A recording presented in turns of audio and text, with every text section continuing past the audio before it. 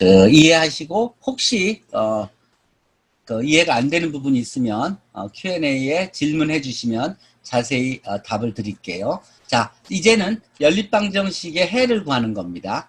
이 연립방정식의 해를 구하는 문제는 여러분들이 사실은 뭐 초등학교 때부터 이제 배워온 그런 내용의 연속이죠. 자, 선형연립방정식, 선형연립방정식, 자, 선형연립방정식에 대해서 전체 화면으로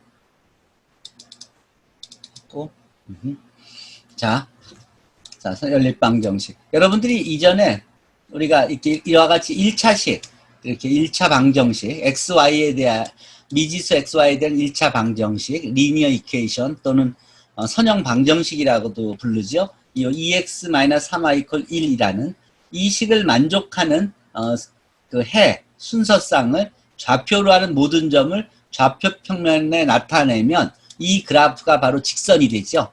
그래서 한번 그려보죠. 2x-3y = 1이라는 그런 그래프를 x축에서는 -2에서 2까지, y축에서는 -에서 2까지 한번 그림을 그려보죠. 그러면 이게 평면이 됩니다. 3차원 공간 안에 있는 3차원 공간 안에 있는 평면이 돼요. 자, 그 다음, 그리고 2차원 공간에서는 라인이 되죠. 그 다음에 이렇게 미지수가 XY에 관한 유한계 선형 방정식들의 모임을 우리가 System of Linear Equations, 선형 연립 방정식이라고 합니다. 이런 연립 방정식을 많이 봐왔죠. 이 식을 만족하는 그런 XY를 솔루션이라고 하고요. 그 솔루션의 경우를 한번 보면 이 두 개의 리니어 이퀘이션이 있는 경우가 이게 라인이니까 2차원 평면에서 두 개의 라인을 그리면 이렇게 한 점에서 만나는 경우가 있고 이렇게 겹치는 경우가 있고요. 겹치는 경우가 있고 이렇게 평행한 경우가 있죠.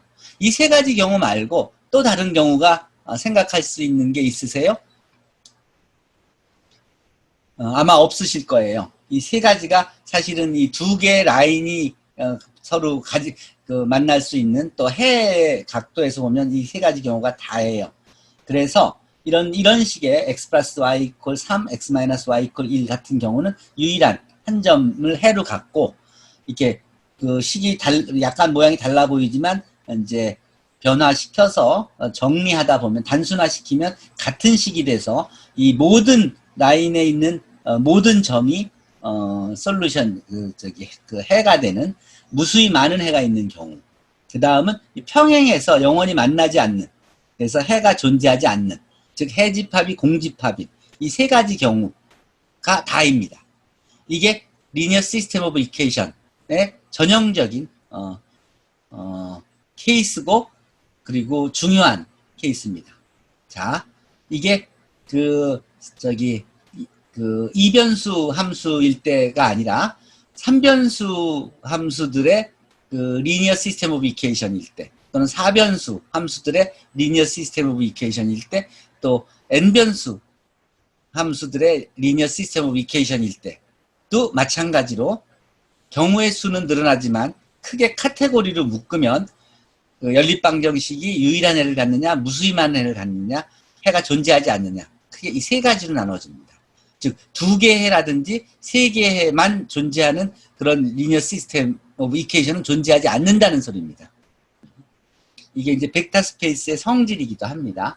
그 솔루션 셋이 솔루션 스페이스 해 공간이 돼서 이제 그 해 공간에 의미가 부여되면 이제 더 이해가 쉬워질 것입니다.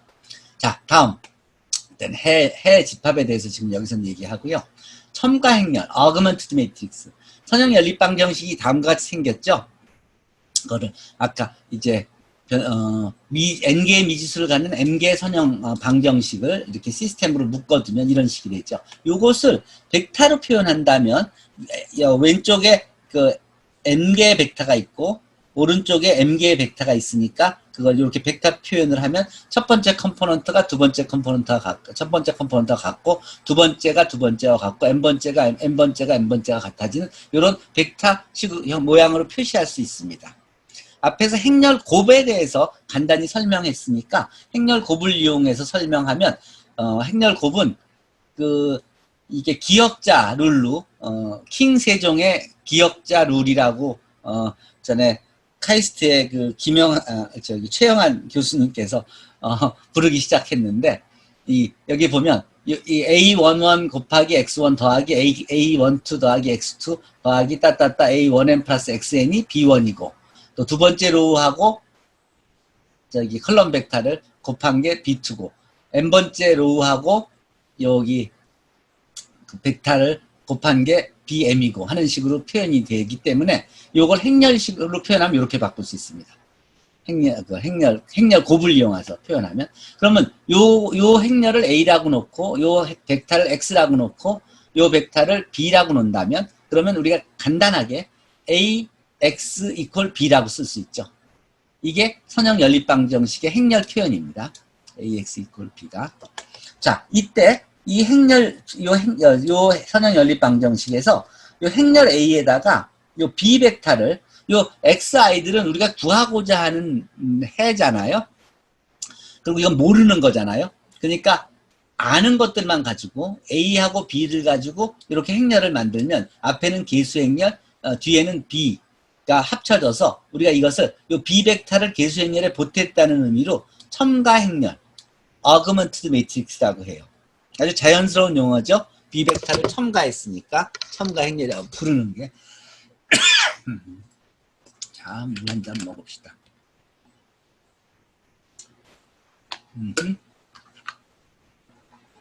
자, 그럼 이 다음에 주어진 이 선형 연립방정식의 첨가행렬을 구해봅시다. 선형 연립방의 첨가행렬. 자, 이게 A라는 행렬은 1, 2고 첫 번째 로가 두 번째가 2, 4, 3이고 세 번째 로가 3, 6, 5고요. B 벡터는 9, 1, 0이에요. 그래서 A 행렬과 B 벡터를 묶어서 우리가 첨가 행렬을 만들어 줍시다 하는 거예요. A의 어그먼티드 매트릭스인데 거기에 그 첨가하는 벡터는 B다라는 의미예요. 그러면 이렇게 첨가 행렬이 3x4 행렬이 만들어지겠죠. 그래서 연립방정식이 만들어지면 첨가 행렬을 쉽게 만들 수 있습니다. N차의 정사각 행렬이 만약 A가 가역 행렬이고 B가 Rn의 벡터이면 이 선형 연립방정식은 앞에다가 A 인버스를 곱해주면 X만 남게 돼서 X는 A 인버스 곱하기 B로 유일한 해를 갖게 됩니다. 행렬 A가 역행렬이 존재하면 A 인버스가 존재하면 A 인버스를 양쪽에 곱해주면요. 자, 실수일 때도 같은 거죠. 실수 계산에서 AX 이퀄 B라는 실수 계산에서 그것이 디멘전이 이제 행렬로 또 벡터로 이제 넓어진 거예요. 차원이 높아진 겁니다. 자, 그렇지만 결론은 같은 결론을 볼 수 있죠. 자, 역행렬을 이용하여 다음 연립방정식의 해를 한번 구해보죠.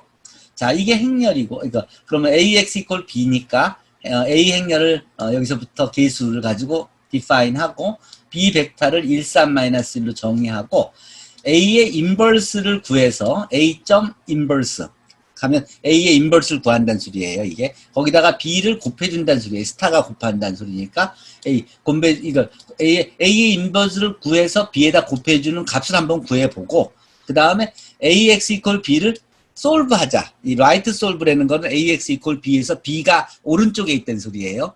그러니까 AX 이퀄 B를 솔브해라. 답을 두 개를 따로따로 구해서 한번 비교해 볼까요? 그러면 그 두 답이 역행렬을 구해서 곱해준 거하고 연립방정식을 푼 게 같은 값을 제공해 주죠. 또 이게 이 문제가 바뀌어도 바로 그 연립방정식에 대한 답을 구해주죠. 이게 사이즈가 훨씬 커져도 어떤 연립방정식을 여러분들한테 드려도 여러분들은 행렬 A를 정해주고 벡터 B를 정해주면 만약에 역행렬이 존재한다 그러면 이렇게 값을 구해서 확인할 수 있을 것입니다. 그렇죠? 자, 그래서 여러분들은 일단 AX 이퀄 B가 해를 갖는다면 이제 구할 수 있는 경우는 배운 셈이에요. 자, 두 번째. 그래서 답은 아까 봤듯이 마이너스 1, 0이었습니다. 그 다음. 그러면 그 이전에는 우리가 답을 이걸 어떻게 구했냐? 가우스 소거법을 이용해서 답을 구했죠.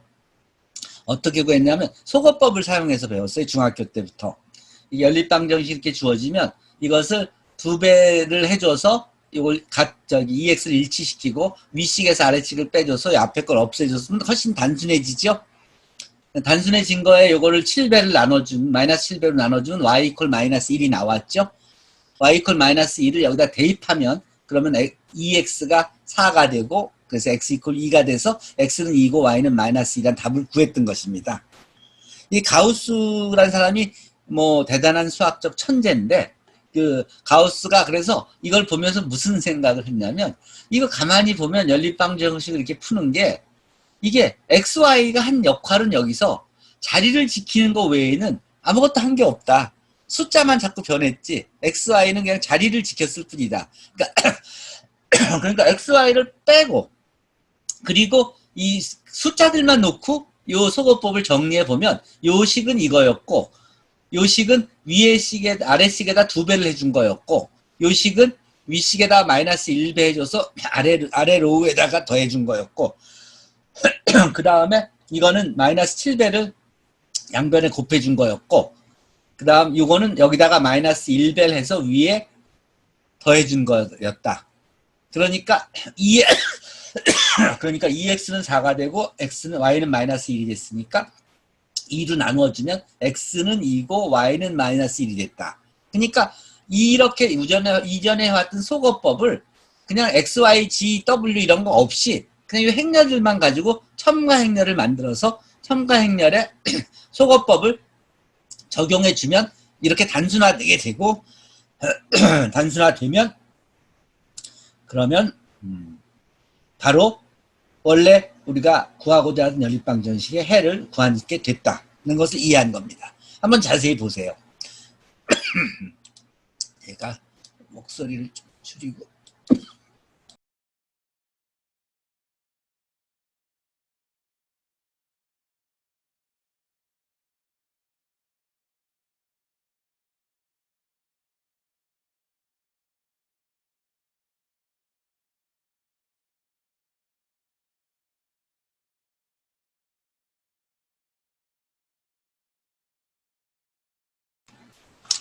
자, 그래서 가우스가 이 관계를 이해하면서 이런 식으로 연립방정식을 푸는 방법을 가우스의 엘리미네이션 메소드, 가우스 소거법이라고 부르기 시작했습니다.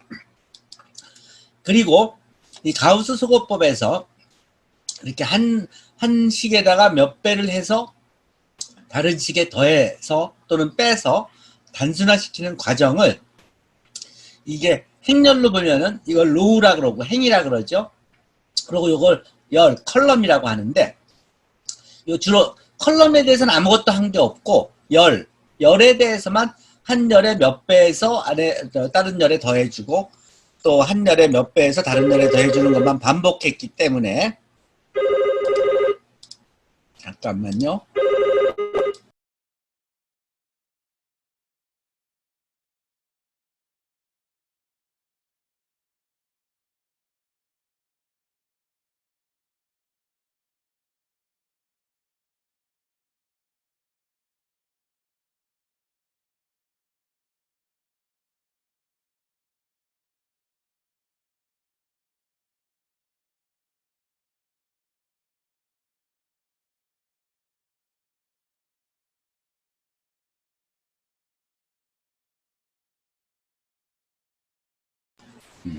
자, 지금 오늘이 지금 도전학기 7주 여름의 도전학기에 기말고사 보는 시간이에요. 학생들이.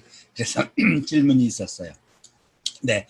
자, 어쨌든 그래서 이 행에 대해서만 연산이 이루어졌기 때문에 이것을 로우 오퍼레이션이라고 하고 여기서 아주 단순하게 간단한 3가지 연산만을 사용했기 때문에 그 3가지 연산을 우리가 엘레멘터리 로우 오퍼레이션이라고 부릅니다. ERO라고. 그걸 기본 핵연산이라고 부릅니다. 우리가 뭐만 사용했냐면 두 식을 이렇게 교환하거나 또는 한 식의 영한인 실수배를 여기서 마이너스 7배를 곱해주거나 또는 한 식의 영한인 실수배를 하여 다른 식에 더해주는 것만 했습니다. 즉 여기다가 마이너스 2배를 해서 위식에 더해주거나 여기다가 마이너스 7배를 해서 1과 마이너스 7로 바꿔줬거나 즉 그 두 식을 그 연립방정식을 풀 때 식의 순서를 바꿔주는 거는 답에 전혀 영향을 미치지 않으니까요. 이 세 가지 연산을 다 해도 연립방정식의 해집합에는 변화가 일어나지 않습니다. 해집합이 일치합니다. 그래서 이 세 가지 연산을 아무리 많이 이 첨가행렬에 써도 우리가 구하고자 하는 답에는 아무 변화가 없다는 것을 가우스는 깨우치고 그 방법을 이용해서 연립방정식을 풀기 시작했습니다.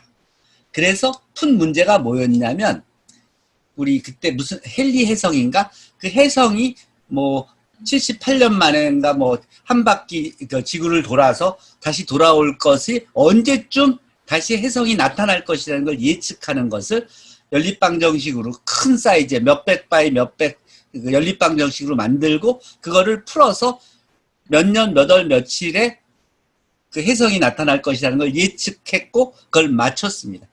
이 방법을 이용해서. 자, 그래서 어쨌든 그렇게 해서 이게 이제 우리가 세 가지 연산을 한 것이고요. 그걸 행렬 관점에서만 본다면 행렬에서는 두 행을 서로 바꾸거나 한 식의 한 행에 0이 아닌 실수를 곱하거나 행렬의 한 행에 실수배를 하여 다른 행에 더하거나 한 것입니다. 같은 거죠. 요건 식에 대해서 한 거고 요건 행에 대해서 연산을 한 겁니다. 그래서 기본 행 연산이 바로 그 우리가 연립방정식의 식에서 한 것과 같은 내용이죠. 자, 그래서 아까 이 식을 보면 이 식이 엘리멘터리 로우 오퍼레이션을 해서 얻어진 식이 이거죠.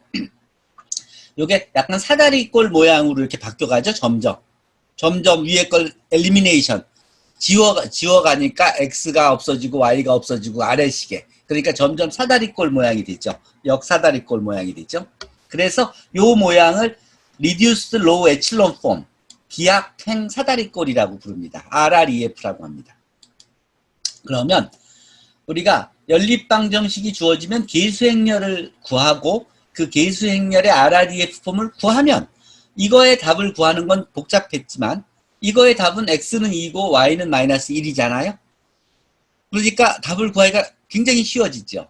이렇다 그러면 이게 이변수가 아니라 변수가 100개 있는 100바의 100 행렬에 대한 연습 문제라고 하면은 그러면 그냥 손으로 그 원래 식을 풀라 그러면 종이가 뭐 운동장만한 데가 있어도 다 풀기가 힘들지만 이 행렬만 갖고 한다면 굉장히 이펙티브하게 더군다나 오류 없이 실수 없이 답을 구할 수가 있게 된 거죠. 그걸 또 컴퓨터가 엄청 잘하죠. 그래서 이 행렬, 계수 행렬을 주고 계수 행렬에 비벡터 11 마이너스 11 마이너스 9를 주어서 그 행렬에 첨가 행렬을 만든 다음에 첨가 행렬의 RREF를 구하시오. 이렇게 명령을 주는 겁니다. 그러니까 어떻게 돼요? 첨가 행렬의 RREF가 바로 딱 나타나죠. 이게 의미하는 바가 뭘까요? X 이퀄 39 over 59고 Y는 59분의 162고 G는 59분의 26이라는 소리죠. 이 26 over 59 똑같죠? 이 방정식을 푸는 게 RREF만 구하면 바로 그냥 solve equation, solve란 명령을 주지 않고도 RREF만 구해도 바로 답을 구할 수가 있었다는 거예요. 그렇죠? 손으로 구한 답하고 이 RREF를 뭐 손으로 구해도 되고 이게 중요한 건 이게 어떤 걸로 바뀌고 어떤 게 커져도 그리고 이게 사이즈가 이게 더 커져도 하나 좀 늘려볼까요? 계수행렬이 아이고 컨트롤 치 예, 그냥 그래요. 그냥 갑시다. 자, 그렇게 합시다. 어쨌든 저게 사이즈가 연립방정식 사이즈가 7x4 행렬 연립방정식이고 하더라도 마찬가지로 우리가 해를 구할 수가 있다는 소리예요. 자, 그 다음에 이 경우는 어떤가? 이 솔브 라이트로 한번 풀어보면 어떤가? 솔브 라이트로 보면 그것 같은 경우 그러니까 아까 같이 RREF를 구한 구한 거하고 솔브 명령어를 이용해서 AX 이퀄 B를 푼 것이 답이 같은 걸 확인할 수 있죠. 자, 좋습니다. 이제 다음 문제를 보죠. 이거가 이제 미지수가 3개고 식이 3개인 연립방정식이니까 솔브 라이트를 풀면은 답을 이렇게 구할 수 있어요. 그러니까 여러분들이 어떤 다른 책에 있는, 다른 교재에 있는 어떤 연습 문제를 보고도 이게 어떤 거라도 여기다 갖다 놓고 그냥 풀 수 있다는 소리예요. 답이 존재하면. 그렇죠? 자, 이제 다음으로 넘어가죠. 연립방정식의 해집합. 여기서는 그렇다면 해가 저렇게 유일한 해가 존재하는 경우가 아니라 그러면 또 무수히 많은 해가 존재한다면 또 해가 존재하지 않는다면 그런 때는 어떻게 구할까 한번 생각해 보죠. 먼저 그냥 이거 미지수가 5개예요. 식은 3개밖에 없고 그거를 아까 같이 역행렬을 이용해서 풀라 그러면 이거는 역행렬이 존재하지 않기 때문에 풀 수 없어요. 역행렬을 구해서는. 라이트 솔브 해도 답이 나오긴 하는데 그게 무슨 답인지 이해하기가 좀 어려워요. 근데 RREF를 이용하면 일단 이 연립방정식을 풀면 RREF를 그으면 이런 모양으로 바뀌어져요. 우리가 소거법을 했을 때 이런 식으로 바뀌어지는 경험을 했죠. 이게 의미한 바는 원래 연립방정식이 점점 단순화돼서 이렇게 바뀌어졌다는 소리예요. 자, 이 연립방정식은 여러분들이 해를 어떻게 구하는지 이미 알고 있어요.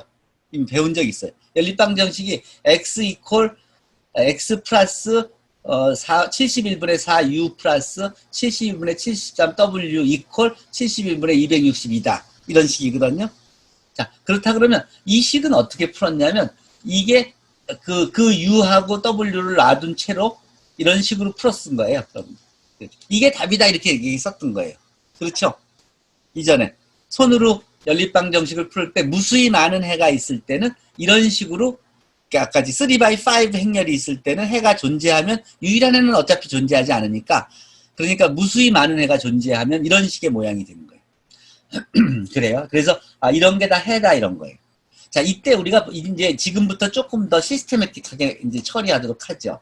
이때 우리는 요 u하고 v는 변수였잖아요.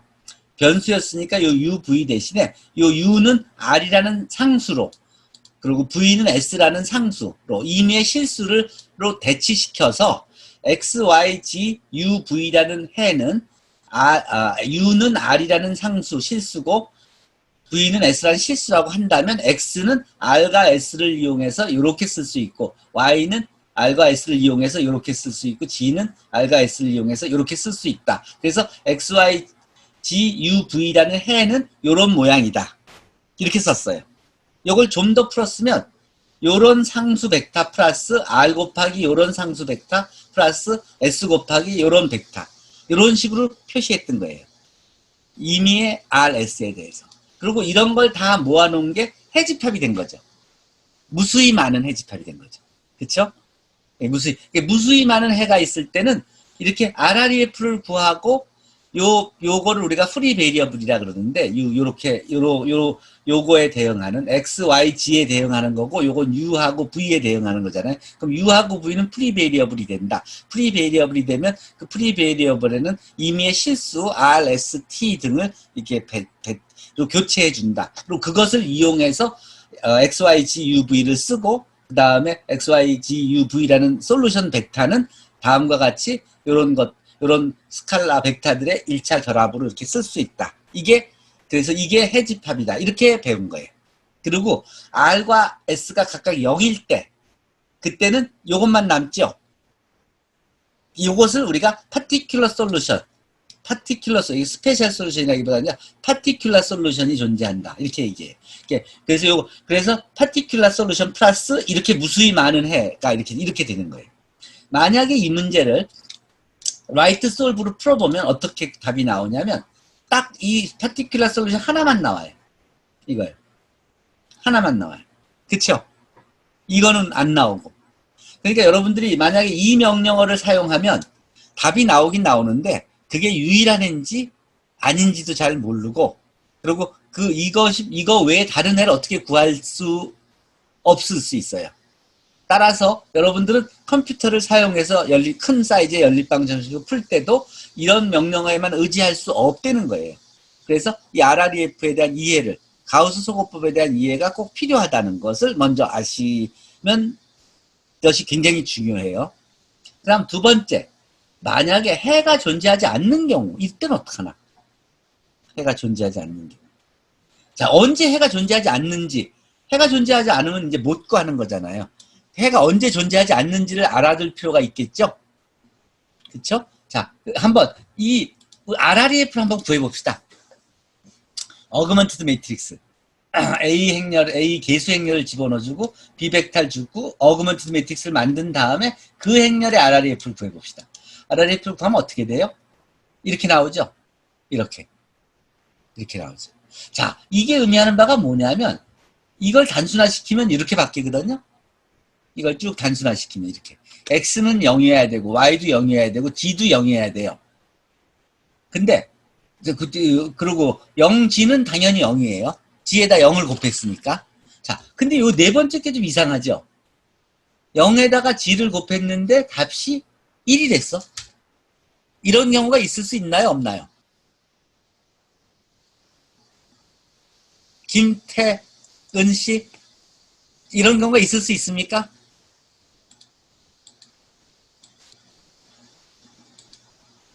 내가 예. 지금 느려가지고요. 이럴 경우 없죠. 0에다 G를 곱했으면 0이 되잖아요, 왼쪽은. 예, 없습니다. 그렇죠? 근데 이퀄 1이 된다. 이런 경우가 있을 수가 없죠.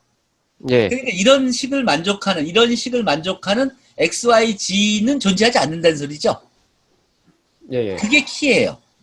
우리가 RREF를 딱 구해보면 요거는 이거 첨가된 벡터니까, 이건 마지막 걸 제외하고 나면 첨가된 벡터니까 요쪽에는 1G인데 1G, 그러니까 1G가 이퀄 0이 되는 G가 존재하지. 그러니까 이게 뭐야? 이게 RREF 어떻게 돼?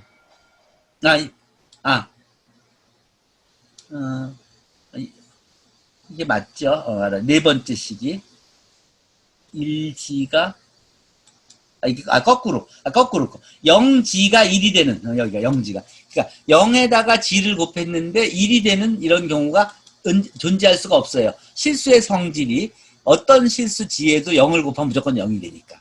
그러니까 앞으로 여러분들이 RREF를 구할 때 이쪽은 다 0인데 마지막 첨가 행렬 쪽 성분에 0이 아닌 게 하나라도 있다면 그러면 그 연립방정식은 해가 존재하지 않는 거예요.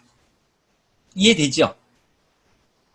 이해되죠? 자, 그러니까 여러분들은 해가 RREF를 통해서 해가 존재하면 유일하게 존재하는 경우는 그 아이덴티티 매트릭스, 이쪽이 딱 아이덴티티 매트릭스가 나왔을 때고, 그리고 여기가 다 1인, 여기가 다 1, 딱 여기 사이즈가 딱 같아야 되죠. 3x3 곱하기 그 다음에 3x1 벡터를 곱했을 때 요런 식의 연립방정식 3개만 있었을 때는 딱 유일한 해가 나오는 거고, 그 다음에 이게 이렇게 더 변수가 더 많고 한데 이쪽에 프리베리얼이 생기면 무수히 많은 해가 존재하는 거고, 그리고 이게 변수하고 방정식의 개수가 여기는 훨씬 많으니까 해가 없는 가능성이 높긴 하지만 어떤 경우에는 3x3 행렬인 경우에도 이런 경우가 생길 수가 있는 거거든요. 그런 때는 3x3 행렬이어도 해가 존재하지 않는 경우가 있을 수가 있는 거예요. 자, 그러니까 RREF를 구하면 RREF의 모양만 보고도 이게 유일한 해를 갖는지 또는 무수히 많은 해를 갖는지 또는 해가 존재하지 않는지를 바로 확인할 수가 있는 거죠. 자, 이걸 이해하셔야 되는 게 이걸 이해하시면 가우스 소거법을 이해하신 겁니다. 따라서 이 경우에는 해가 존재하지 않고 네 번째 식은 0 이퀄 1이라는 식이 나오므로 모순이 되고, 따라서 연립방정식에는 존재하지 않는다. 자, 그래서 이럴 때는 해집합이 공집합이 되는 것입니다. 자, 한번 다시 이 상황을. 여기서 이건 뭐냐. 그러니까 여기서 이렇게 나오죠. 이 해가 존재하지 않는데, 아까 똑같은 문제예요. 해가 존재하지 않는데 해를 구해라고 했잖아요. 해를 못 구해준 거예요. 그쵸? 해가 없어요. 사실은 해가 존재하지 않는다 이렇게 나와요. 여기 이렇게 나와요. 매트릭스 이퀘이션 has no solution 이렇게 나온다고. 그러니까 이 명령어 그냥 solve 해라. 이런 건 컴퓨터한테 시키기는 쉽지만 이것이 언제나 우리가 원하는 답을 주지는 않을 수 있다는 걸 언제나 알고 있어야 돼요. 그래서 이런 경우에는 RREF를 쓰는 방법이 더 맞는 거예요. 자, 근데 거기에 우리가 만족할 수는 없죠. 자, 이게 아까 그 얘기예요. 이쪽은 다 0인데 여기에 0 아닌 게 있으면 첨가행렬의 마지막에 그러면 해가 존재하지 않는다. 그러니까 연립방정식을 주면 RREF를 구해놓고 나서 이게 RREF의 요런 경우 이거는 0인데 여건 0이 아니다. 그러면 해가 없고 이게 다 0이면 요게 딱 요게 없으면 유일한 해가 되는 거고 요런 모양인데 이쪽인 엑스트라 컬럼이 있으면 그러면 무수히 많은 해가 존재하는 거다. 이렇게 이해하면 돼요. 여기에 대응하는 것들이 우리가 프리 베리어블이라고 이렇게 얘기해요. 여기서는 거기까지는 설명 안 할게요. 자, 문제는 자, 이 해가 무수히 많거나 또는 유일할 때 그때 어떻게 해요? 우리가 이제 은행에서도 뭐 문제를 풀 때 해가 유일하게 존재한다면 그 답을 딱 찾으면 되지만 그 벌어진 상황을 잘 정리해서 모델링을 해서 답을 구해보니까 답이 유일한 해가 아니라 해가 존재하지 않기도 하고 왜냐하면 사람들의 요구가 굉장히 많은데 그 모든 요구를 다 만족시켜 줄 수 있는 답은 대부분 존재하지 않거든요. 또는 해가 또 무수히 많아. 이 사람을 만족시켜 줄 수 있고 저 사람도 만족시켜 줄 수 있는 해가 많은데 그 중에서 그럼 도대체 누구를 만족시켜야 될지는 그걸 또 고민해야 되잖아요. 자, 해가 존재하더라도. 자, 그럴 때 우리가 생각하는 게 뭐겠어요? 베스트 퍼시블 솔루션이겠죠. 최적해. 즉 최적해가 뭐냐? 이 최적해, 즉 해가 존재하거나 존재하지 않거나 또는 무수히 많이 존재하거나 어떤 경우도 그 중에서 가장 베스트 퍼시블한 솔루션, 옵티멀한 솔루션을 우리가 찾고 싶은 거예요. 그래서 그런 알고리즘을 만들어서 우리가 완전히 상황을 이해하면 그 알고리즘을 만들어서 그런 해를 언제나 찾아주게 하면 해가 문제만 집어넣으면 그 알고리즘에서는 이 세 가지 경우를 분류해서 각각의 경우에 베스트 퍼시블 솔루션을 우리한테 제공해주는 그런 알고리즘을 우리가 개발한다면 굉장히 편해지겠죠. 이런 걸 매번 문제마다 고민하지 않아도 되니까. 그때 사용하는 게 이 최소 제거법이에요. 자, 다음에는 우리가 최소 제거법에 대해서 학습을 하도록 하겠습니다. 자, 여기서 문제가 있는데 여러분들 숙제로 이걸 한번 오늘 지금 배운 내용이니까 이걸 제가 채팅방에다가 줄게요. 채팅에다가 한번 이 문제를 한번 해보세요. 이렇게 지금 아까 설명한 내용을 이해하셨는지 다시 정리해 보시라는 소리예요. 자, 그러고 나서 우리가 리스트 스퀘어 솔루션으로 가지요. 베스트 퍼시블 솔루션을 어떻게 찾느냐. 자, 베스트 퍼시블 솔루션, 리스트 스퀘어 솔루션을 찾는 리스트 스퀘어 프로그램에 가기 전에 혹시 궁금한 거 있으면 질문하십시오. 자, 그러면 바로 시작할까요? 김정환 씨, 마이크 켜줄게요. 자, 예. 자, 앞에서 배운 내용 이해됩니까? 연립방정식의 해집합을 구하는 문제. 자. 예, 이해됩니다. 근데 네. 이제 일부 조금 이해가 안 된 부분이 이제 4.4에 네.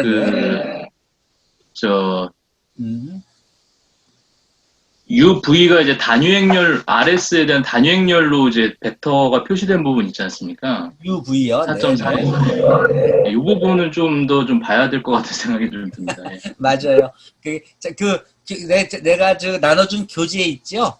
예. 그 교재에 훨씬 자세히 써 있으니까 그 교재 보시고 이해하실 수 있을 거예요.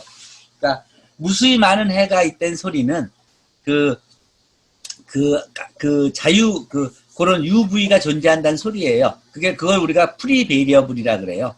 프리베리어블이 존재하면 항상 무수히 많은 해가 존재하게 되고, 그럴 때는 아까 봤듯이 그 프리베리어블에 대응하는 실수를 를 정의해 주어서 그걸 이용해서 벡터들의 1차 결합으로 이렇게 상수배해서 더해주는 모양으로 표시해서 그 전체 해집합을 표현합니다.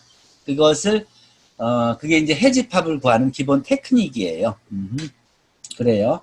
어쨌든 중요한 것은 해가 존재할 수도 있고 존재하지 않을 수도 있고 또 무수히 많이 존재할 수도 있다는 것을 이해해야 돼요. 근데 우리가 매번 그거를 문제마다 그거를 구분하려고 그러면 굉장히 번거로워지고 그 비용도 많이 드니까 그 세 가지 경우를 다 합쳐서 가장 옵티멀한 그런 베스트 퍼시블한 솔루션을, 만약 유일한 해가 존재한다면 그냥 그 유일한 해를 그냥 주고, 해가 존재하지 않는다 그러면 그 존재하지 않는 것 중에서 그래도 서로 여러 사람들의 니드를, 요구를 다 대충은 만족시켜주는 해를 주고, 또 해가 무수히 많이 존재한다 그러면 그 중에서도 서로 방향성이 비슷하게 이렇게 서로 약간씩의 그 양보해서, 그래서 서로가 다 불만이 없어요. 한 사람한테만 만족한 해고 다른 사람한테는 불만 있는 해가 아니라 여러 사람들이 다 약간씩 양보해서 서로 합의할 수 있는 그런 해를 제공해 주고 하면 좋겠죠. 그때 어떤 개념이 필요할까요? 그때 바로 프로젝션, 정사형이 필요해요. 정사형의 개념. 자, 정사형. 그래서 정사형을 먼저 배우고 이 정사형 개념을 이용해서 최소 제곱 문제를 다루게 되는 것입니다. 자, 최소 제곱해 설명해 드릴게요. 이 최소 제곱해는 여기부터 설명해 왔지만 뭐 수치 해석이나 회귀 분석, 영상 처리, 로봇의 위치 상태 분석 등에 다양하게 사용되고, 그리고 최소 제곱법을 이용해서 데이터들의 패턴이나 분포를 잘 표현하는 이 커브 또는 라인, 베스트 핏 커브나 베스트 핏 라인을 구할 수가 있어요. 그게 이제 베스트 퍼시블 솔루션하고 직접적인 관계가 되는 거예요. 예를 들어서 최소 제곱 문제는 이렇게 4개의 점이 있을 때 이 4점을 다 통과하는 직선을 구해라 하면 구할 수가 있을까요? 한번 선을 구해 볼래요? 4점을 다 지나는 직선을 그어 보시려면 그어 보실 수 있어요? 없죠? 자, 그러면 이 4점을 다 만족하는 직선은 없으니까, 그러면 이게 실험을 통해서 이렇게 점을 찍으면 사실은 실험을 할 때 실수해서 이렇게 약간의 오차가 날 수도 있잖아요. 시약의 차이라든지 또는 테스트하는 사람의 숙련도에 따라서 에러가 날 수 있거든요. 그러니까 대개는 이게 이런 식으로 갔을 건데 데이터는 이렇게 나왔나 보다, 이렇게 이해할 수 있어요. 그러면 원래 이 모양이 어떻게 있어야 될까 하면은 대개 이거를 비슷하게 지나는 직선이어야 되죠. 가능하면 이 직선과 이 점들 사이의 오차가 적으면 좋겠죠. 이게 가장 적으면 제일 좋겠죠. 이게 이렇게 옆으로 누워 있으면 오타가 커질 거고, 에러가 요게 점점점 와서 요 가운데로 싹 맞아 떨어지면 그래도 요 에러들의 합이 적겠죠. 크기가 적어지겠죠. 에러 펑션이 크기가 줄어들겠죠. 자, 그래서 우리가 y ax, a 플러스 bx를 이제 이 4점을 지나는 연립방 1차 함수를 찾으려고 하면 1점도 만족해야 되고, 그러니까 두 번째 점도 만족해야 되고, 세 번째 점도 만족해야 되고, 네 번째 점도 만족해야 돼요. 즉, 이 xy가 y a 플러스 bx라는 식을 만족해야 돼요. 이 만족하려고 하면 이걸 연립방 정식으로 풀었으면 이와 같이 돼요. 그렇죠? 그러면 여기 AB가 있으니까 이 AB를 갖고 행렬을 만들면 AB가 이루는 벡터 U라고 하면 A 곱하기 U는 Y라는 1344라는 벡터가 돼요. XI들이 들어가서 YI들이 나온 거예요. 자, 그래서 우리가 찾는 건 이 AB를 찾는 거예요. 근데 여기다 보듯이 미지수는 2개인데 식이 4개야. 그래서 이 식이 해가 당연히 위에서 봤듯이 존재하지 않아요. 이럴 때 그 베스트 퍼시블 솔루션을 어떻게 찾을 수 있을까 생각해 보면 이 AU와 이 Y 사이에 에러 있죠. 요걸 두 벡터니까 요 벡터 사이의 디스턴스 생각할 수 있죠. AU하고 Y 사이의 디스턴스, 노름으로 디스턴스 생각. 요 에라가 가장 작게 하는 해를 구하면, 그러면 만약에 AU 이퀄 Y하고 똑같아지는 경우에는 그게 바로 유니크 솔루션이 될 것이고, AU하고 Y가 만족하는 애가 존재하지 않을 때는 그래도 에라가 가장 작게 되는 U를 구할 수가 있을 거 아니에요. 자, 요 문제, 요 에라를 가장 최소화하는 요 문제를, 그런 U는 없어도 U 틸다, 요 U 햇은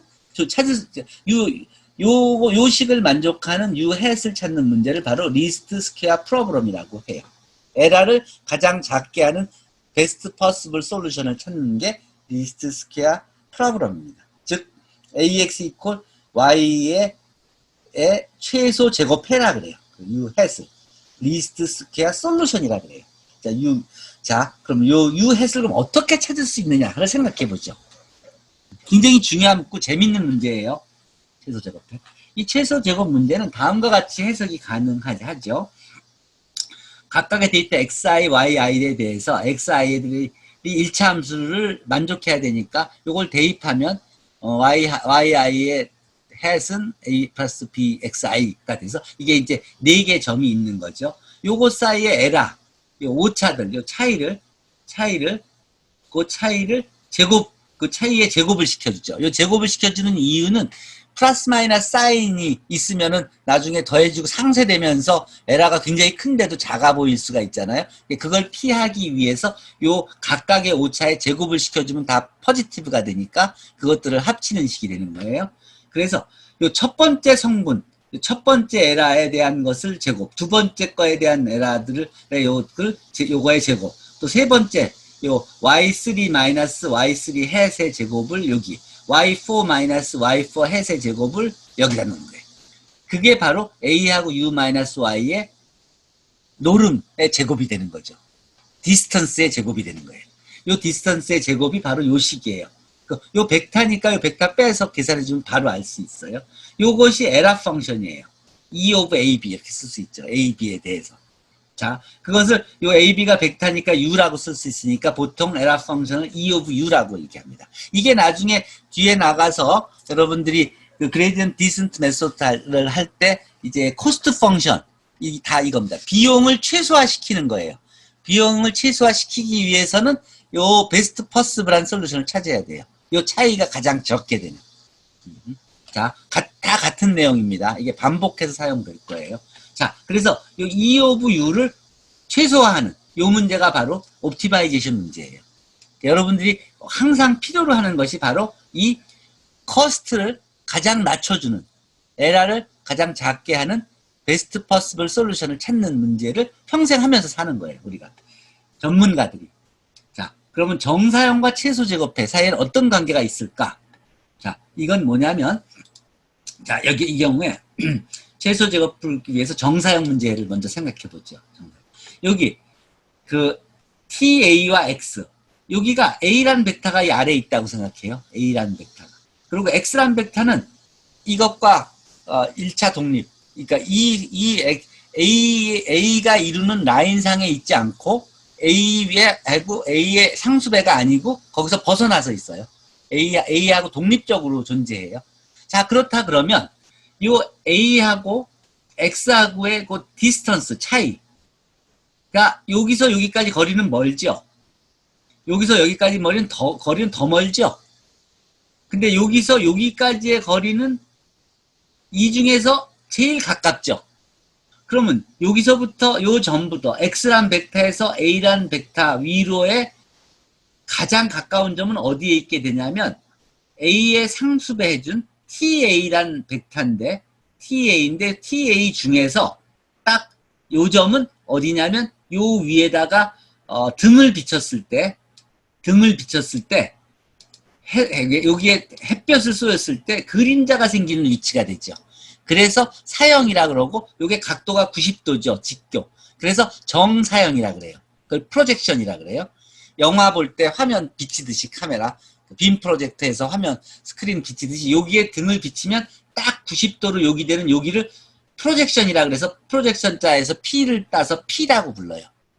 요 P가 요 P 벡터가 요 X 벡터하고 요 P 벡터의 요 끝점이 X 벡터하고 요 A 벡터 사이의 거리가 가장 작아지는 거예요.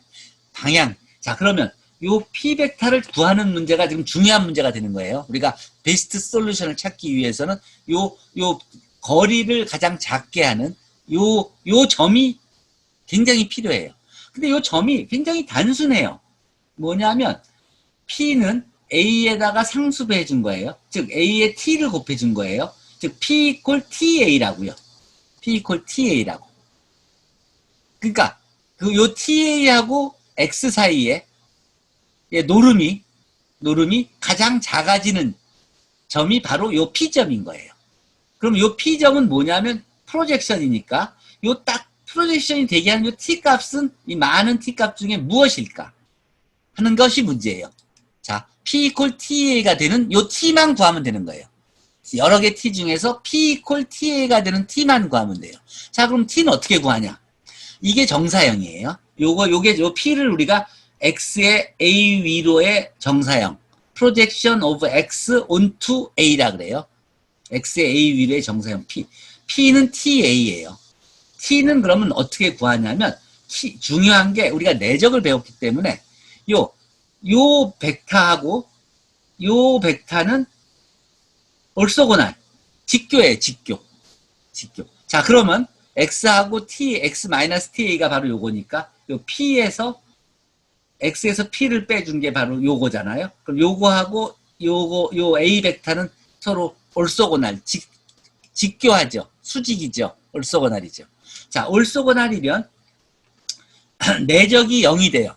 여기 앵글이 90도가 되면 코사인 세타가 코사인 90도가 되면 그러면 0이 되잖아요. 그러니까 이 직교가 되면 앵글이 0이 돼요. 그러면 내적이 앵글이 90도가 돼요. 그러면 내적이 0이 돼요. 직교면 내적이 0이에요. 항상 직교면 orthogonal이면 두 벡터 사이는. 자, 그러면 중요한 A 벡터와 요 TA-X 벡터가 orthogonal이니까 요 두 개 곱하면 0이 되죠. 프로젝션인 경우에. P 이퀄 TA인 경우에 직교예요. 다른 경우엔 직교가 아니죠. P 이퀄 TA를 만족하는 T를 찾는 거니까. 자, 그럼 X하고 X, P가 0이다. 그러면 P는 X-TA니까 이게 내적이 0이다. 요 내적이 0인 거는 내적의 성질, 아까 보여드린 성질 있죠? 내적 성질을 이용하면 이걸 풀었을 수 있어요. A하고 X의 내적. 마이너스 T 곱하기 A하고 A의 내적. 그래서 그 T 마이너스를 이쪽으로 옮겨주면 T의 A하고 A의 인너 프로덕트는 A하고 X의 인너 프로덕트가 같아져요. 그러면 요게 A가 0벡터가 아니니까 요걸 나눠주면 T는 이렇게 쓸 수 있죠. 이 얘기는 A의 노름의 제곱분의 A하고 X의 인너 프로덕트라는 소리죠. 요거를 약간 노테이션을 바꿔서 생각하면은 요거를 다시 풀었으면 A 트랜스포즈 A, 이게 A 인너 프로덕트는 요 N차원 벡터 두 개를 곱한 건데, 그러면 요거를 행렬로 생각하면 A 트랜스포즈 곱하기 A로 이렇게 이해할 수가 있어요. 그렇죠? 그래서 요 내적을 이렇게 풀었으면 A 트랜스포즈 A의 인버스 곱하기 A 트랜스포즈 X라고 풀었을 수가 있습니다. 요거를.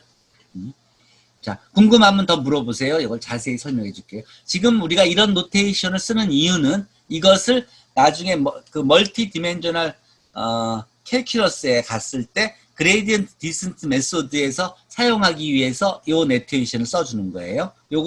요거를 이해하시면, 자, 그럼 어쨌든 계산을 할 수 있습니다. 요건 요렇게 쓸 수 있는 거예요.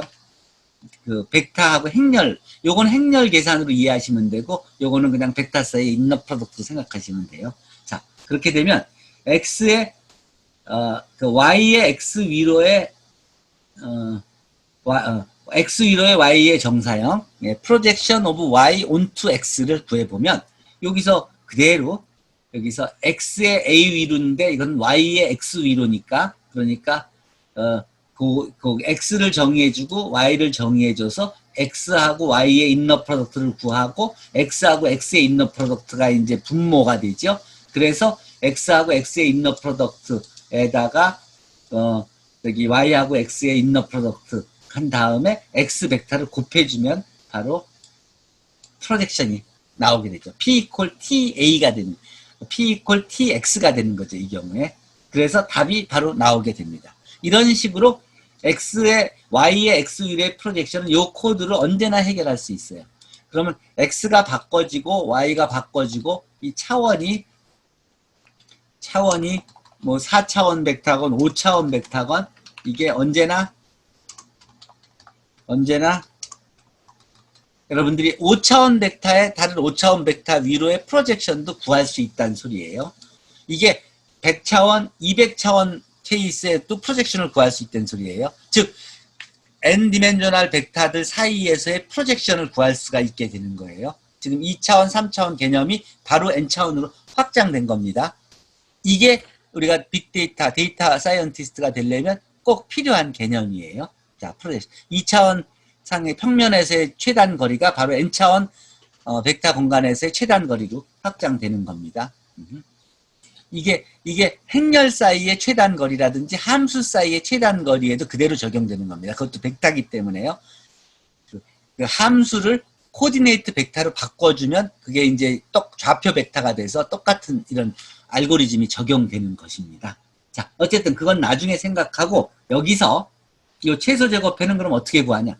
최소 제곱해는 이렇게 구해져요. 왜냐하면 이 아까 프로젝션이 바로 어떤 의미냐면 아까 보셨듯이 여기 리들 A 트랜스포즈 A 이렇게 됐었죠. 요 행렬, 아까가 행렬이라고 얘기했죠. 그 행렬로 얘기하시면 리들 A 대신에 캐피탈 A를 써주면 A 트랜스포즈 A의 인버스 곱하기 A 트랜스포즈 Y를 곱해준 것이 바로 최소 제곱해가 된 겁니다. 아까 그 프로젝션의 그 T가 요게 T였죠. 요 T가 바로 T를 Y에다 곱해주면 바로 우리가 최소 제곱해를 구한 것입니다. 그래서 요 연립방정식, 아까 위의 연립방정식의 문제에서 최소 제곱해는 아까 A, B에 대한 요 A 트랜스포즈 A 인버스 A 트랜스포즈 Y를 곱해준 거. 여기서 아까의 경우는 행렬 A는 A 트랜스포즈는 이거고 그리고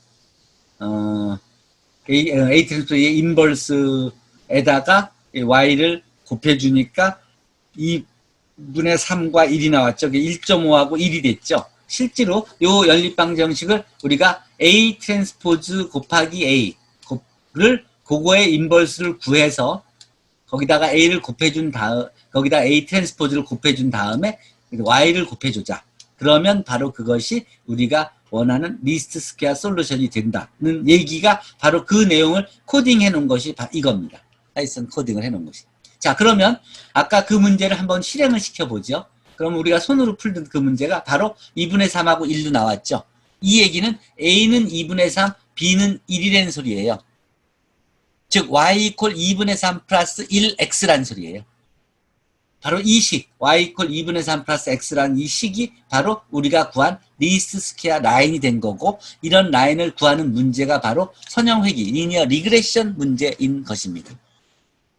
최소 제곱해가 생각보다 쉽죠. 그러니까 여기서 이해하실 거는 최소 제곱해가 요 프로젝션의 요 T가 이건데 이걸 행렬로 표현하면 이것이다. 요것을 바로 적용한 것이 요것이고 행렬로. 그것이 바로 최소 제곱해다. 그래서 여러분들은 앞으로 프로젝션을 구할 때는 점을 어떤 걸 주건 간에 행렬이 만들어지게 되면 그 행렬을 A의 A 트랜스포즈 A의 인버스 곱하기 A 트랜스포즈 곱하기 Y를 해주면 최소 제곱해를 구해서 이렇게 최소 스퀘어, 리스트 스퀘어 라인을 구할 수 있다는 것입니다. 이해됩니까? 김규인 씨? 자, 김규인 씨 네. 이해됩니까? 예, 개념적으로는 이해가 됩니다.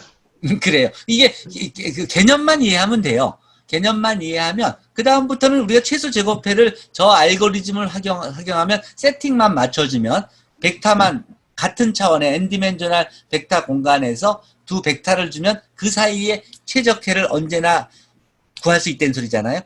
에라가 가장 작은 식을 구할 수 있다는 소리잖아요. 이렇게요. 이 데이터가 2개, 4개가 아니라 100개여도 상관이 없고 이게 2차원 공간에 안에 있는 점이 4개가 아니라 이게 뭐 10차원 공간 안에 있는 점 1000개에서도 똑같은 알고리즘이 작동한다는 걸 이해하시면 돼요. 그리고 그렇게 해서 나온 최소해는 논의 없이 최소해라는 베스트 퍼시블 솔루션이라는 걸 이해하시면 됩니다. 알고리즘만 이해하시면 됩니다. 자, 그러면 이제 그거 한 단계 더 나가서 아까는 1차식 직선을 구했죠. 지금은 아까 보니까 점이 4개인데 라인으로 하려니까 좀 엉뚱한 라인이 나왔잖아요. 근데 만약에 점이 4개가 있는데 2차식으로 한다면 좀 더 훨씬 더 가까운 근사식을 만들 수가 있겠죠. 이렇게. 그렇죠? 이런 식으로 이런 2차식으로 하면 또 3차식으로 하면 그러면 더 완전히 점을 거의 다 지나는 그런 식을 만들 수가 있겠죠. 그럼 그걸 한번 해봅시다. 자, 봅시다. 데이트 커브 피팅을 자, 이 네 점을 지나는 2차식을 한번 1차 함수가 아니라 2차 함수, 이거 2차 함수입니다. 2차 함수를 생각해 봅시다. 2차 함수 y equal a 플러스 bx 플러스 cx 제곱을 이 점들이 다 만족한다 그러면 0, 1을 집어넣었을 때 1, 3을 집어넣었을 때 2, 4를 대입했을 때 3, 4를 대입했을 때 이 식을 다 만족해야 되죠. 그쵸? 그걸 연립방정식으로 바꾸면 이런 식으로 바뀌어지죠. 그럼 이걸 행렬로 바꾸면 a 행렬 곱하기 u 이퀄 y가 되죠. 자, 그러면 우리가 이거에 대해서 아까와 같이 똑같이 최소제곱법을 사용할 수가 있죠. 자, 에라 펑션을 만들면 요 디스턴스의 차이니까 요 각각의 4개의 벡터들 그 차이 그 디스턴스의 제곱들을 다 더해준 요게 에라의 스퀘어, 노름의 스퀘어가 되죠. 차이에 요게 에라 펑션이 되죠. 요 에라 펑션을 미니마이즈 하려면 바로 우리가 최소해를 리스트 스퀘어 솔루션을 구하면 되죠. 그것은 행렬 A에 대해서 A 트랜스포즈 A의 인버스 곱하기 A 트랜스포즈를 Y에다 곱해주면 구해지는 게 되죠. 그러면 1, 2분의 5, 마이너스 2분의 1로 A, B, C가 나오게 되죠. 자, 이걸 계산을 한번 해보죠. 그러면 실제 A를 주고 A 트랜스포즈 A의 인버스 곱하기 A 트랜스포즈 곱하기 Y 했더니 1, 5분의 2분의 5 마이너스 1 똑같이 나오죠. 그렇죠.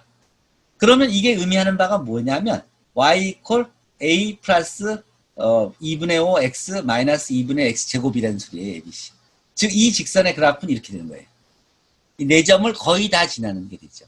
이게 점을 바꿔서 이게 시기 이게 행렬이 바뀌어지고 데이터가 바뀌어지고 이 사이즈가 커지고 하더라도 아무 차이 없이 다 구해줄 수 있다는 게 키예요. 세팅만 되면 행렬만 만들면 연립방정식 AU 이퀄 Y만 만들면 항상 리스트 스퀘어 솔루션을 구할 수 있다는 소리예요. 그러니까 여러분들은 한번 이 문제를 한번 생각해 보실 수 있어요. 앞에서 구한 방법으로 2차원 공간에서 점 한 6개를 주고 3차식을 하면 구해야 될 개수가 4개가 되죠. ABCD가. 행렬을 만들어서 똑같은 코드를 사용해서 6개의 점에 베스트 핏하는 3차의 최소제곱 곡선을 한번 구해 보시도록 하십시오. 하실 수 있겠습니까? 자, 어렵지 않겠죠? 식만 세우면 되니까요. A, U 이퀄 Y로만 해놓으면 그 다음에는 A 트랜스포즈 A의 인버스 곱하기 A 트랜스포즈 곱하기 Y만 해주면 답이 구해지는 것이죠. 자, 여기서 하나만 내가 마지막으로 지적하고 갈게요. 여기서 중요한 거는 이 A 트랜스포즈 A하고 요 A 트랜스포즈 A가 역행렬이 존재해야만 되는 거예요. 그쵸? 그래야 이게 성립하죠? 요게 이 역행렬이 존재하지 않으면 안 되죠. 아까 스칼라였을 때는 A가 0이 아니었어야 되는 거고. 그렇죠? 그러면 왜 우리가 2차식, 3차식, 4차식을 구할 때 요 A 트랜스포즈 A가 항상 역행렬이 존재할까요? 왜 그럴까? 이거 혹시 아는 사람 있어요? 선형대 수학을 들었으면 이거를 이해했을 건데 누가 답해 주겠습니까? 이 답해 주는 사람은 적어도 이 파트 1 부분에서는 남보다 훨씬 유리할 겁니다. 박정우 씨가 할 말이 있는 것 같은데. 자, 왜 저게 역행렬이 아닐까요? 마이크 박정우 씨 소리 좀 꺼주세요. 네. 박정우 소리가 잘 안 되네. 그럼 김정환 씨 김정환 씨? 소리가. 네. 네, 그래요. 왜 이 행렬이 역행렬이 존재할까요? 모르겠습니다. 혹시 반데르몬드 행렬에 대해서 들어본 학생 있습니까? 반데르몬드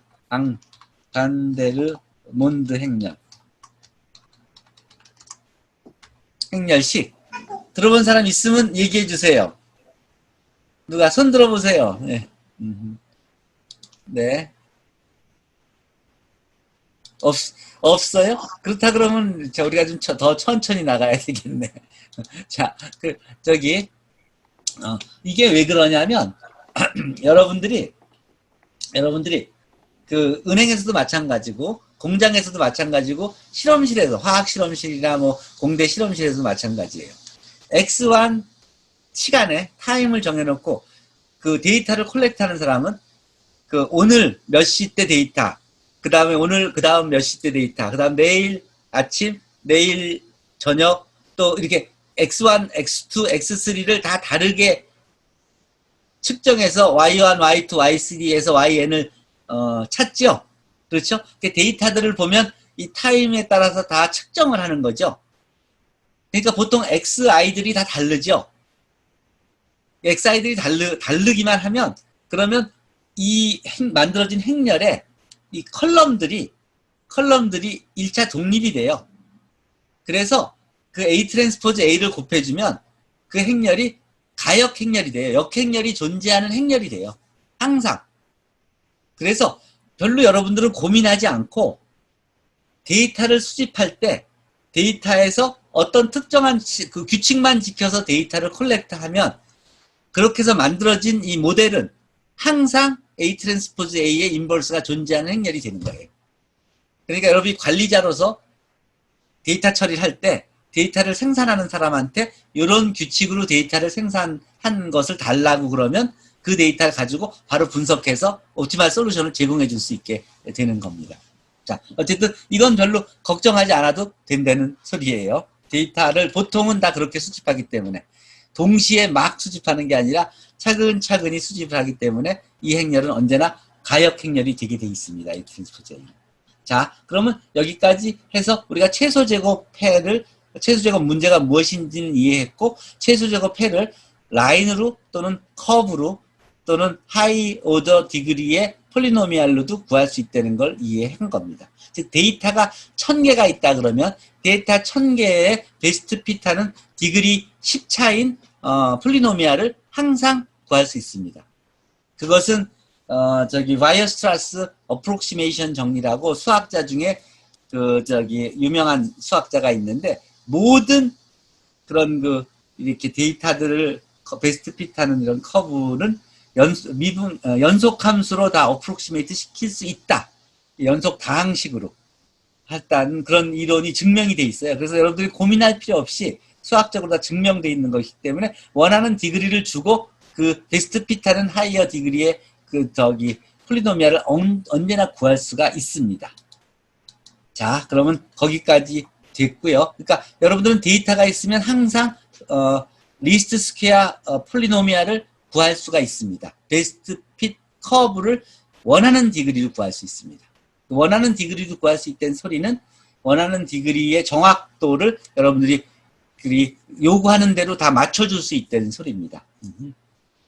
단지 디그리가 낮으면 계산도 가까워지고 그 컴퓨테이션한 비용이 적게 들고 디그리가 높아지면 정확도는 더 높아지는 대신에 컴퓨테이셔널 코스트가 커지는 차이가 있는 정도입니다.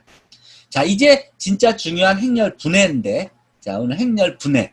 여기서 여기 행렬 분해는 세 가지 이게 이제 가장 중요한 부분이에요. 이 선형대수학에서.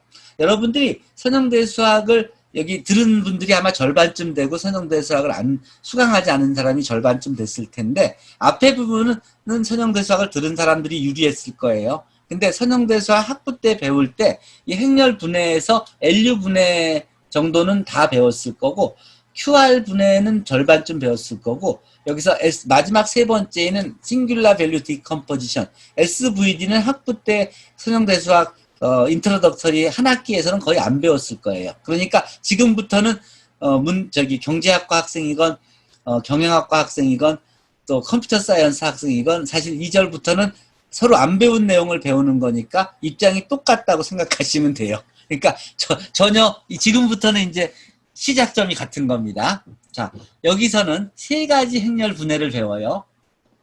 LU 분해와 QR 분해, 그 다음에 SVD, 싱귤러 밸류 디컴포지션. 그 중에 가장 중요한 것이 싱귤러 밸류 디컴포지션입니다.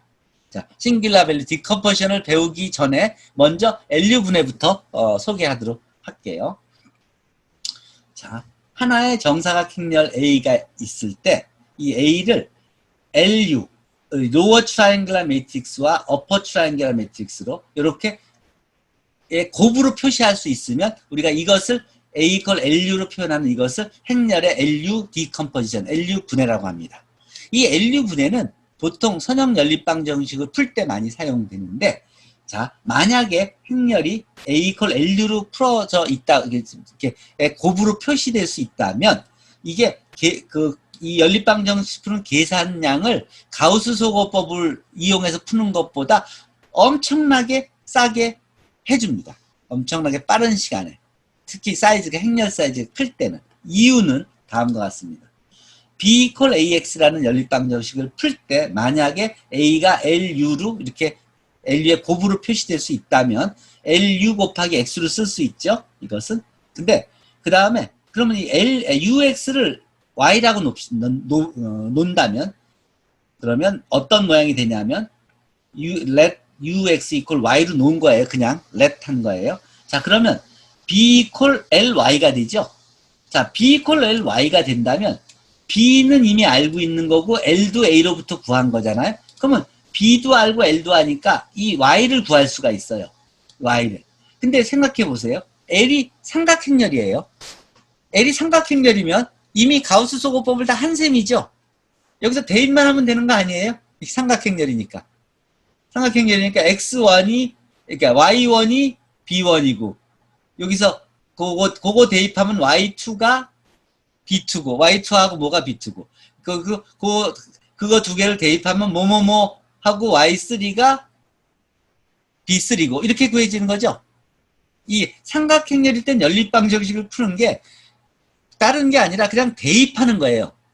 이걸 forward substitution이라 그래요. 왜냐하면 이 lower triangular matrix가 있을 때는 위에서부터 이게 L1 곱하기 상수가 바로 그 B1이 되고 이런 식이 되는 거예요. Y1이 되고 하는 식이니까. 자, 어쨌든 삼각행렬이 연립방, 여러분들한테 만약에 손으로 푸는 연립방 정식 문제를 주는데 그때 행렬이 삼각행렬이다.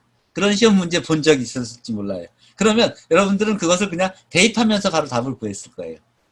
실제로 2x2나 3x3 때는 여러분들이 그냥 계산도 안 하고 암산으로도 답을 구했을 거예요. 그거는 대입만 하면 되기 때문에 그래요.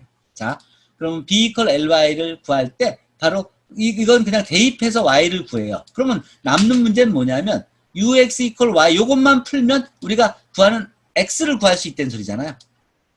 그럼 어퍼 트라이앵글 매트릭스예요, 이건. 이 어퍼 트라이앵글 매트릭스에다가 X를 곱했든지 Y인데 Y는 알고 있고 U도 알고 있어요. 그러면 X를 구하는 건 X는 뭐냐면 거꾸로 아래서부터 생각하면 이걸 백워드 서브스티션이라 그래요. 아래서부터 생각하면 상수 곱하기 U4가 바로 여기 그 Y1이니까 그냥 U4를 바로 X1이 바로 구해지고 또 그거 X1을 집어넣어주면 뭐 U3 곱하기 요 X3가 그 여기 Y3고 그러니까 금방 구해지고 여기 Y1, Y2를 알고 그러니까 X1, X2, X4, X3를 구했으니까 그걸 대입하면 여기서 X2가 바로 나오고 X2, X3, X4를 대입만 하면 X1이 바로 나오는 게 되는 거예요. 즉 삼각행렬의 연립방 정식 푸는 거는 그냥 substitution, 그냥 치환만으로 계산하기 때문에 컴퓨터는 연산이 인볼브된 거는 시간이 걸리지만 컴퓨팅 타임을 소지하지만 그냥 대입하는 거는 손으로 쓰는 것과도 달리 그냥 데이터를 불러와서 프린트만 하니까 컴퓨팅 타임이 0이에요, 0. 그래서 이런 대입을 해서 푸는 문제는 그냥 대입 서브스티션으로 그냥 답을 아무리 사이즈가 100 x 100, 1000 x 1000, 100만 x 100만 행렬이라도 단 몇 초 안에 답을 주게 돼요. 그래서 우리가 원하는 x를 구한 거예요. 즉 원래 행렬 ax 이퀄 b를 푼 게 아니라 삼각행렬에 관련된 연립방정식 간단한 거 두 개를 연속적으로 풀어서 답을 구해줘요. 그 계산량은 n의 제곱 정도로 알려져 있는데 가우스 소거법을 하려면 사이즈가 작을 때는 그 계산량이 적지만 그거는 사이즈가 커지면 하나하나 성분별로 한 로우씩 계속 반복해서 돼야 되기 때문에 그게 거의 3승, 4승만큼 계산이 커져요. 그게 삼각행렬이 아닐 경우는 팩토리얼만큼 계산이 커져요. 그러니까 n이 커질 때는 계산량이 비교할 수 없이 줄어들게 됩니다. 그래서 a를 lu로 분해한 다음에 선형 연립방정식을 lux 이퀄 b로 쓰고 우선 ly 이퀄 b를 만족하는 y를 구한 다음에 그 다음에 y를 이용해서 우리가 u도 알고 y도 아니까 ux 이퀄 y를 만족하는 x를 구하는 것입니다. 요것은 위쪽부터 y1, y2를 구해가는 거기 때문에 forward substitution이라고 그러고 여기서는 우리가 y1, y2, y를 알고서는 x1, x2, x3를 아래쪽으로부터 대입해서 구해가기 때문에 backward substitution, 그래서 후진 대입법이라고 합니다. 실제 한번 보여드리죠.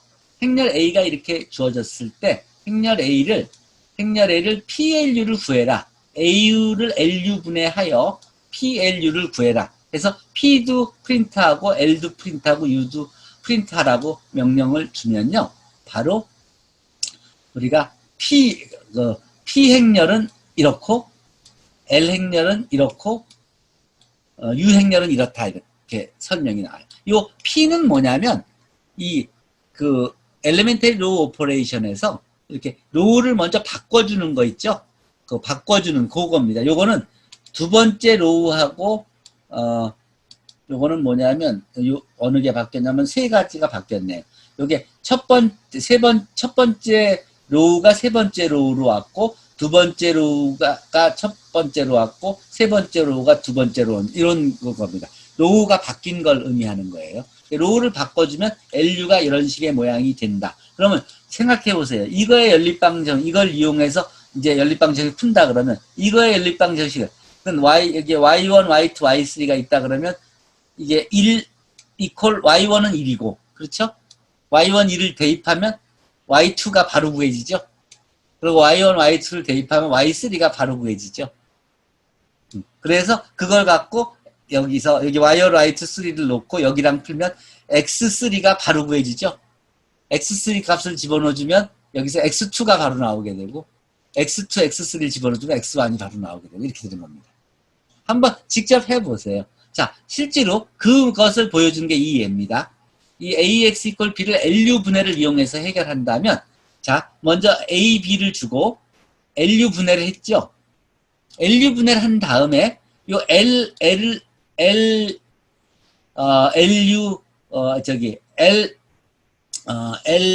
x 이퀄 u y를 먼저 구하고 그래서 이 y를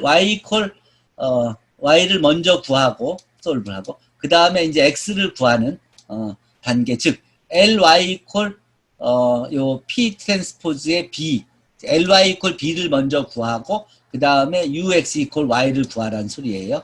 자, 그렇게 구한 답하고 이렇게 구한 답하고 그 다음에 그 ax 이퀄 b를 바로 직접 구한 답을 한번 비교해 보죠.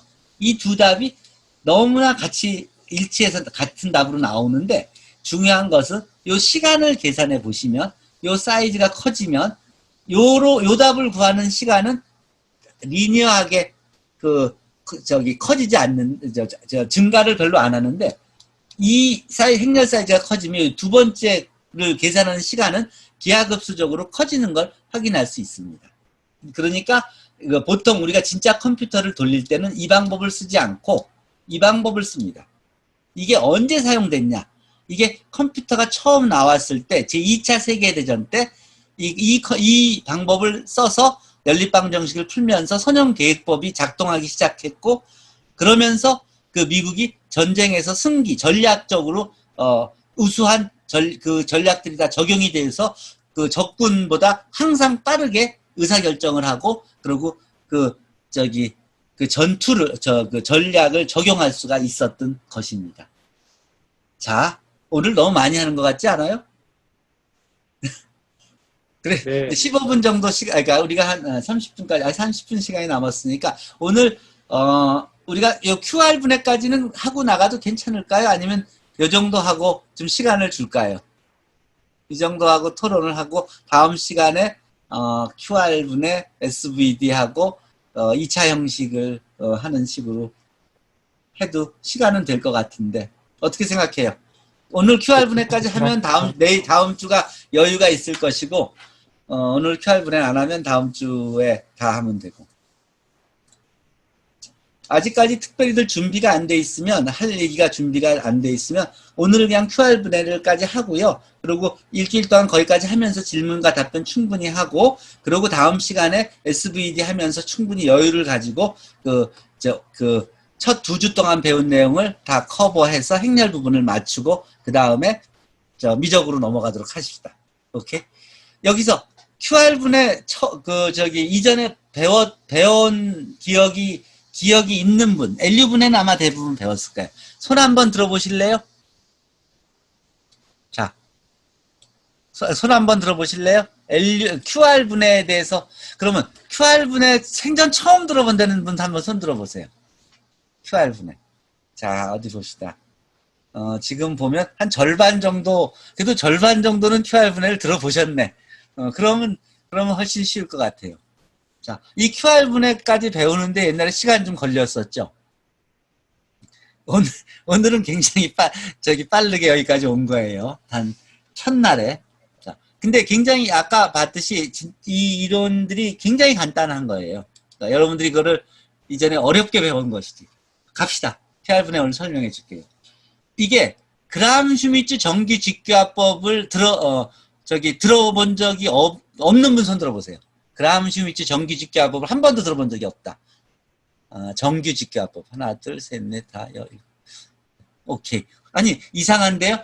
아까 QR 분해를, 못 들어봤다는 사람하고, 그람-슈미츠 정규 직교합법을 못 들어봤다는 숫자가 거의 비슷한데, 그럴 수가 없는데. 이 그람-슈미츠 정규 직교합법은 대학교 1학년 때 아무나 다 가리키는 거고, QR 분해는 사실 그 다음 단계라서 보통 차이가 있는데, 의외네요. 근데 어쨌든 잊어버렸을 수도 있죠. 근데 중요한 건 이거예요. 이 QR 분해는, 그 그람-슈미츠 정규 직교합법을 바로 이용한 알고리즘이에요. 그리고 이 QR 분해는, 그리고 아까 그람-슈미츠 정규 직교합법은 뭐냐면 아주 간단한 거예요. 아까 프로젝션 배웠죠? 프로젝션. 정사형. 그 정사형을 배울 때 2개 벡터의 정사형만 배웠죠? 2개 벡터의 최단거리만 배웠죠? 만약에 5개 벡터가 있다 그러면 5개 벡터 사이의 최단거리들을 어떻게 구할 수가 있겠어요? 아이디어를 생각해보면 첫째 2개 벡터가 이렇게 있으면 2개 벡터의 최단거리를 프로젝션으로 해서 기본 축 하나 하고 이 프로젝션을 뺀 축으로 해서 두 번째 축을 만들 수 있겠죠. 그럼 그거를 그 2개 축이 만드는 평면을 바닥에다 놓고 그 2개 평면이 만들지 못하는 아예 평면이 없는 세 번째 벡터 2개 벡터하고 S가 표현할 수 없는 세 번째 벡터는 그 평면 위에 없이 이 공간에 있게 되겠죠. 그럼 공간에 있는 이 벡터가 이 평면의 프로젝션을 구할 수가 있겠죠. 이 평면이 아까는 1차원 라인이었잖아요. 근데 지금은 이 평면이 2차원 평면이 되는 거고 거기에 없는 3차원 벡터가 있는 거죠. 그 벡터가 이 평면으로의 최단거리를 생각할 수 있죠. 그러면 이 프로젝션을 찾아서 그걸 빼주면 이 벡터는 처음에 찾았던 X축과 두 번째 찾은 X1축과 두 번째 찾은 X2축과 다 수직이죠. 그러면 이 세 개가 다 수직인 축이죠. 이 세 개가 다 수직인 축을 가지고 3차원 평면을 만들 수가 있죠. 그 3차원 평면을 하나의 다시 이 3차원 평면을 다시 하나의 평면으로 보고 3차원 평면에 없는 네 번째 4차원 벡터를 생각해 봐요. 그럼 이 4차원 벡터를 이 3차원 평면, 이 3차원 평면의 프로젝션을 생각할 수 있죠. 이렇게 프로젝션을 생각해서 빼주면 요 축은, 요 차이는 이 3차원 평면인 x1축, x2축, x3축하고 다 정규 직교죠. 직교화돼 있죠. 수직이죠. 그러면 요걸 x4축이라고 하자고요. 그러면 우리가 찾은 x1, x2, x3, x4가 다 어떻게 되죠? 다 서로 직교가 되죠. 그 서로 직교인 거를 노름으로 나눠주면 그러면 다 크기도 1이 되죠. 그럼 그 4개가 다 정규 직교 벡터가 되는 거죠. 이해했어요? 김효영 씨 이해했어요? 굉장히 중요한 개념이에요. 그리고 그게 바로 정규 직교화법이고, 자 제가 소리를 제가 소거를 저기 박 박사가 해줘야겠는데 이 소리를 강 선생님이 해주거나. 어쨌든 자 지금 이해하셨다고 고개를 끄덕이시는 걸 봤으니까 그러니까 이게 굉장히 중요한 개념이에요. 그러니까 그람슈미츠 정규 직교화법은 아무것도 아닌 거예요. 심플하게 아까 프로젝션 배운 것이 다차원으로 가는데 하나씩 할 때마다 바닥에 깔고 가는 거예요. 처음에는 2차원 벡터에서 2차원 공간을 생각하는 걸 3차원 공간에서 2차원 평면 플러스 1차원으로 생각했던 거고, 그 다음 4차원 벡터 때는 3차원 평면에 없는 4차원 벡터를 생각했던 거고, 5차원 벡터 공간으로 갈 땐 4차원 평면까지 그 정규 직교 벡터를 구해놓은 다음에 거기에 없는 5차원 벡터의 프로젝션을 떼줘서 또 직교인 5차원 벡터를 찾아가는 식으로 차근차근히 해서 그걸 다 노멀라이즈 시키면 우리는 정규 직교 기절을 갖게 되는 거예요. 그게 바로 정규 직교화법이에요. 그러니까 우리가 그람이나 슈미츠가 태어났을 시대에 태어났으면 우리도 역사에 이름을 남기는 그런 수학자가 될 수도 있었을 거라고요. 이 간단한 개념 하나 가지고. 자, 그 개념이 바로 QR분해에 적용되는 겁니다. 이제 QR분해 시작하죠. 자, 최소 제곱 문제를 해결할 때 많이 사용되는 QR분해는 n/n 행렬 A에 대해서 정규 직교 벡터들을 열로 하는 n/n 행렬 Q와 그 다음에 n/n 상삼각 행렬 R을 구해서 A가 QR로 표현되는, Q라는 행렬과 R이라는 행렬의 곱으로 표현할 수 있으면 이걸 QR분해라고 해요. QR분해. 여기서 정규 직교 벡터들이 무엇이냐면 자신의 크기, 노름은 다 1이고 그 벡터의 크기, 벡터가 스칼라일 땐 그냥 크기고 벡터가 멀티디멘저널이면은 노름이 바로 크기니까 벡터의 노름이 1이면서 그거는 그냥 자기 벡터를 자기의 노름으로 나눠주면 그건 그냥 바로 정규 벡터가 돼요. 근데 그러면 서로 올소고날이라는 것은 직교라 그랬죠. 올소고날. 직교는 내적이 0이면 직교예요. 눈으로 보일 때가 아니라 그냥 내적이 0이면 그걸 직교라 그래요. 그래서 두 행렬이 직교라 하는 건 두 행렬, 그 행렬도 쭉 풀었으면 벡터가 되잖아요. 그 쭉 n/n 행렬을 쭉 풀었으면 n/n 곱하기 1인 벡터가 되죠. 3/2 매트릭스는 어떤 의미로는 6/1 벡터하고 똑같은 거 아니에요? 그러니까 그 두 개의 벡터의 내적이 0이면 그 두 행렬이 올소고날이라고 얘기하는 거예요. 즉 인너 프로덕트가 0이면 직교예요. 자, 그러니까 인너 프로덕트가 0이면서 자기의 그 노름이 1인 그런 벡터들을 정규 직교 벡터라 그래요. 이 정규 직교 벡터들을 컬럼으로 하면 그 Q 트랜스포즈 Q는 아이덴티티 매트릭스가 될 수밖에 없어요. 왜냐하면 아까 킹 세종의 기억자 룰에 의해서 Q 트랜스포즈하고 Q를 곱하면 여기에 컬럼하고 자기의 컬럼하고 자기의 로우가 곱해지는 게 되잖아요. 그러니까 자기하고 자기를 곱하는 건데 그게 정규 직교 벡터들이었으니까 자기하고 자기 첫 번째 로우하고 첫 번째 컬럼하고 첫 번째 컬럼의 트랜스포즈를 인너 프로덕트 하면 1이 되죠. 내적이 1이니까. 첫 번째 컬럼하고 두 번째 컬럼은 서로 직교니까 서로 곱해보면 내적이 0이죠. 그러면 오프 다이아고널은 0이 되는 거죠. 즉 Q 트랜스포즈 Q는 이 정규 직교 벡터들을 갖고 만들면 킹 세종의 기억자 법칙에 의해서 그 II가 같을 때는 다 1이 되고 노름이 1이니까 크기가 ij가 다를 때는 성규, 정규, 직교니까 다 0이 돼서 아이덴티티 매트릭스가 돼요. 그러니까 이 행렬, 이걸 직교 행렬이라 그래요. Q를. 이 Q는 굉장히 편리한 행렬이 돼요. 자, 어쨌든 A를 이렇게 QR로 분해만 할 수 있다면. 근데 A를 QR로 분해하는 건 엄청 쉽다고요. 코드 하나만 짜면 QR로 분해를 해주니까. 우리가 왜 되는지만 이해하면 돼요. 그럼 그 다음부터는 모든 문제를 쉽게 풀 수 있는 거예요.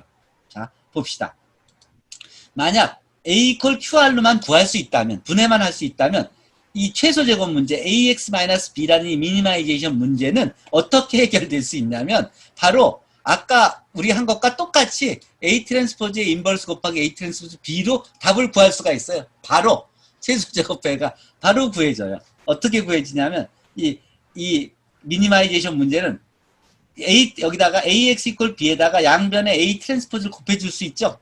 그러면 A 트랜스포즈 AX 이퀄 A 트랜스포즈 이 문제는 이 문제로 바뀌어지죠. 자, 근데 A가 QR이죠. 그러면 A 대신에 QR을 여기에 써줬죠. 그 다음에 요 A 트랜스포즈는 Q 트랜스포즈 곱하기 R 트랜스포즈 곱하기 Q 트랜스포즈죠. 그쵸? 12시 반. 잘 들려요? 변다윗 씨? 잘 들려요? 네, 네. 오케이. 자, 봅시다. 근데 Q 트랜스포즈 Q는 아이덴티티라 그랬잖아요. 이게 직교 행렬이니까. 그러니까 Q 트랜스포즈 Q는 없어져요. 행렬 곱에서는. 그냥 사라져버려. 그러면 뭐만 남냐면 R 트랜스포즈 R X 이퀄 R 트랜스포즈 Q 트랜스포즈 R만 남아요. 근데 이 R 트랜스포즈 R 트랜스포즈 똑같죠? 근데 재밌는 건 이 QR에서 이 R을 언제나 가역 행렬로 잡을 수가 있어요. 그래서 어쨌든 근데 그건 제쳐놓고 어쨌든 R 트랜스포즈가 이렇게 있으니까 R 트랜스포즈를 상쇄시켜 버리면 남는 건 뭐만 남냐면 RX 이퀄 Q 트랜스포즈 B만 남아요. 그 얘기는 이 X의 햇은 뭐냐면 이 R이 역행렬이 존재하기만 한다면 R 트랜스포즈 곱하기 Q 트랜스포즈 B로 바로 구할 수가 있다는 소리잖아요. 즉, QR 분해만 된다면 X의 햇, 이 최소 제곱해는 R 인버스 Q 트랜스포즈를 B에다 곱해주기만 하면 답이 된다는 소리예요. QR 분해만 할 수 있으면 바로 여기 보셨잖아요.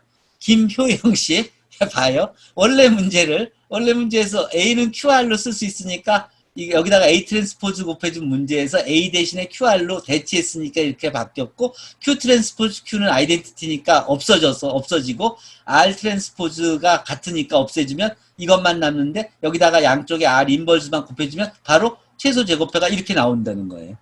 QR 분해만 하면 바로 최소 제곱해가 저절로 따라 나온다는 소리예요. 자, 한번 그걸 갖고 실습을 해봅시다. 행렬 A가 이렇게 있는데 이 행렬의 QR 분해를 한번 해보죠.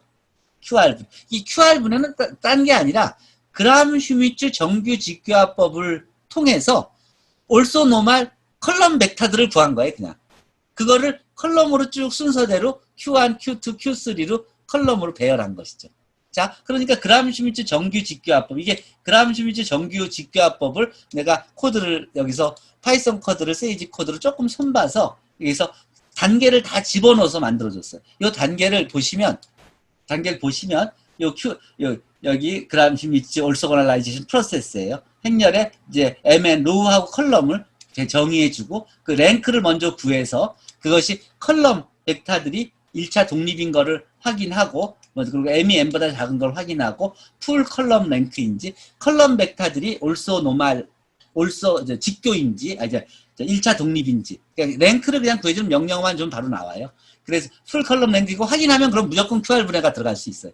자, QR 분해를 해서 만약에 아니면은 멈추라. 아니면은 그거를 불필요한 컬럼을 추려서 1차 종속인 컬럼을 없애버리고 나머지만 갖고 하라고 이제 그 명령을 시키면 돼요. 자, 그렇게 해서 그람-슈미츠 정규 직교합법을 적용해서 컬럼 벡터들 1차 독립인 벡터들이니까 그거에 그람-슈미츠 정규 직교합법을 적용한 다음에 노름으로 나누어 줘서 노멀라이즈드 벡터를 구해라. 그래서 그거를 쭉 컬럼으로 하는 행렬을 만들어줘서 Q를 만들고 그 다음에 그 과정에서 나머지 정보들을 갖고 R을 행렬을 만들어라. 그래서 그것을 행렬 A에 대해서 그 알고리즘을 적용해서 Q를 구하고 R을 구하고 그 다음에 실제로 Q하고 R을 한번 곱해봐라. 원래 행렬이 되는지.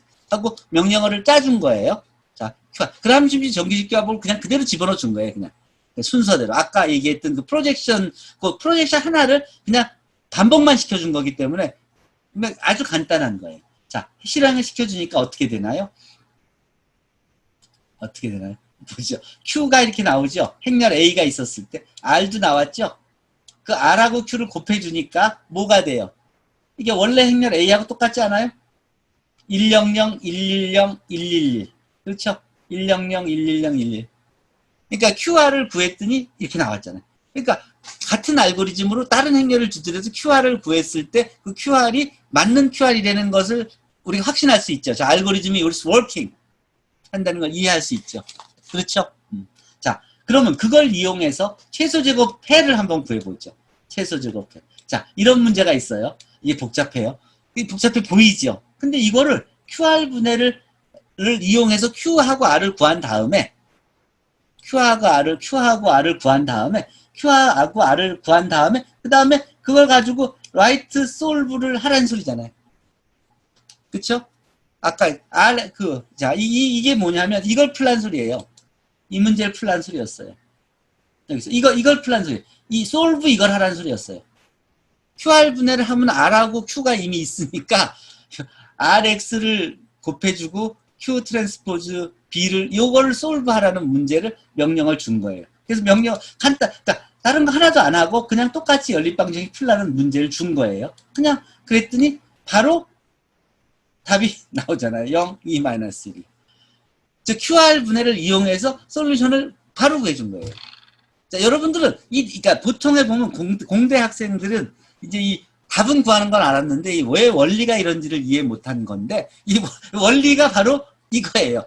수학에서 배운 그 행렬 곱을 갖고 이용한 거고 행렬 분해를 이용해서 그래서 그거를 구한 다음에 그거를 곱해줬더니 바로 답이 나오는 거예요. 자, 그러면 오늘 할 건 다 한 셈이네요. 열린 문제는 내가 여기 참고를 하나 자료 줄게요. 다른 책에서 여러분들이 이 선영돼서 배웠던 학생이든 안 배웠던 학생이든 인터넷으로 찾아도 되고 뭐 주위에 책을 찾아서 선형 연립방정식 하나 찾은 다음에 이 위의 방법으로 최소 제곱표를 한번 구해보세요. 더 궁금한 게 있으시면 그러면 저거를 사용하시면 되니까 내가 채팅에서 문제를 하나 더 드릴게요.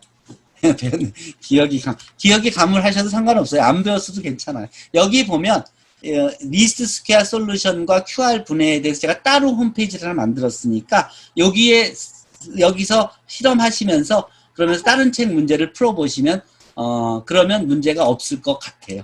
자, 그러면 일단 싱귤라 밸류 디컴포지션은 이제 저것은 아까 QR 분해나 이런 것은 그러니까 조건이 있었어요. 뭐 컬럼 랭크가 몇이고 뭐 이런 조건이 있었어.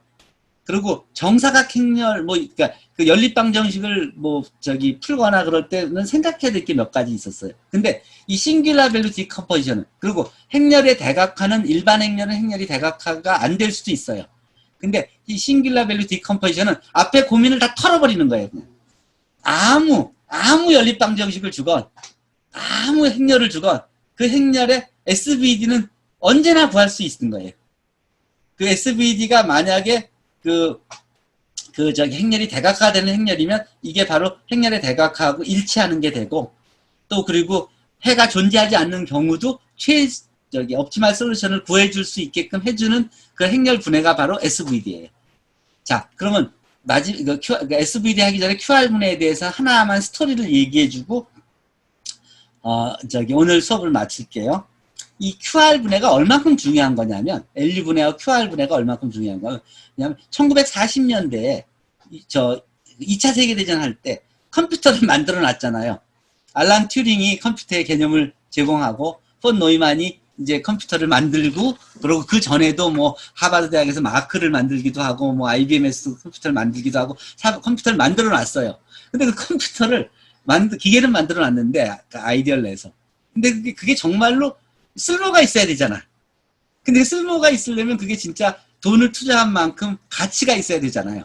근데 그게 언제 그게 확인이 되겠냐는 거예요. 근데 회사에서 그거 하려고 그러면 그 돈에 그 컴퓨터를 개발하고 거기에 프로그래머들을 투입하고 하는데 드는 비용이 회사에서 돈을 벌어들일 돈만큼이 안 되니까 이게 별로 투자를 머물러고 있었죠. 근데 그때 내가 여기서 공유는 준비하고 얼굴을 보고 얘기하죠. 자, 그때가 마침 2차 세계대전 전쟁 때였어요. 그 전쟁 때, 전쟁이니까 이 전쟁을 이기냐 지냐는 거는 진짜 국운이 달린 일인 거 아니에요?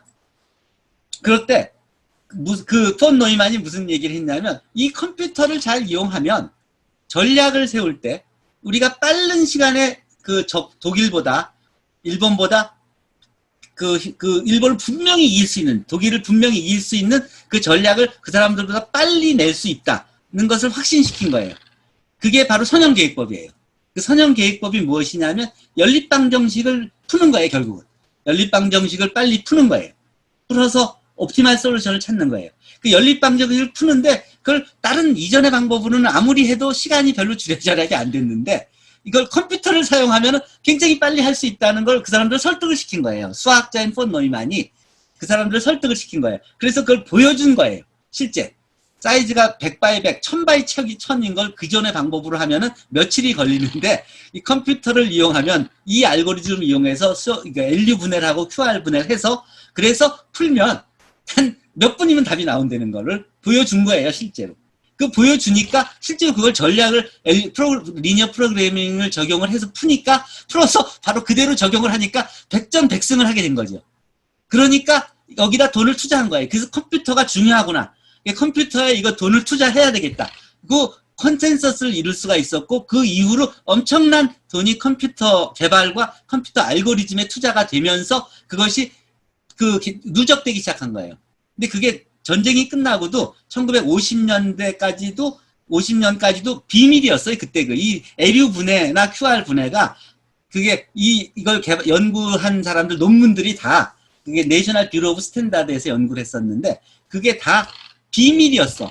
어디에 갔냐면 정보국에 문을 몇 개 열고 들어가서 금고를 열어야지 자기가 제출한 보고서를 확인하려면 그 금고문을 열어줘야만 그걸 확인할 수가 있었어요. 그 보고서들.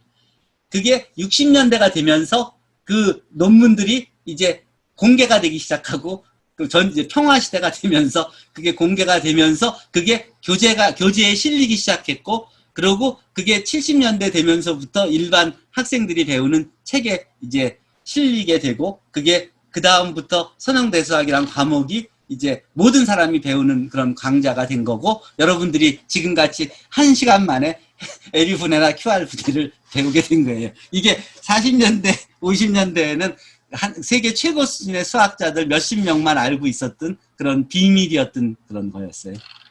자, 오늘 그래서 그 행렬의 덧셈, 뺄셈, 곱셈 그리고 뭐 역행렬 구하고 뭐 그걸 이용해서 LU 분해, QR 분해하고 그래서 리스트 스퀘어 솔루션을 구하고 리스트 커브 구하는 것까지 했습니다. 다음 시간에 싱귤라 밸류 디컴포지션 하도록 할게요.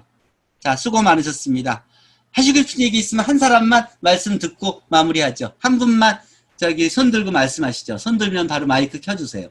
자, 오늘 배운 것 중에서 궁금하거나 또는 다음 시간에 배울 거에 대해서 궁금한 거 있으면 말씀하십시오. 자, 예, 정근협 씨.